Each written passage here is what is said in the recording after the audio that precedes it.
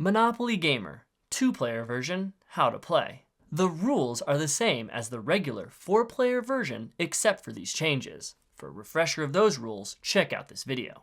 Each player chooses 2 characters and places them on go, each taking both character cards. Each player starts with 20 coins. When setting up the boss deck, only include the numbers 1, 2, 3, 5, 6, 8. During the game, after you roll both dice, you may pick which of your characters you want to take a turn with. After that turn, flip that character's card face down. You may not use a character whose card is face down. If both cards are face down, flip them both face up.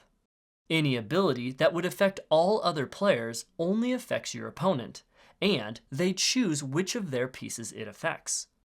Green shells do not hit your own characters, only your opponent's. If one of your characters is in jail, you must pick whether to pay or roll to get that character out of jail before you roll the dice and take your turn.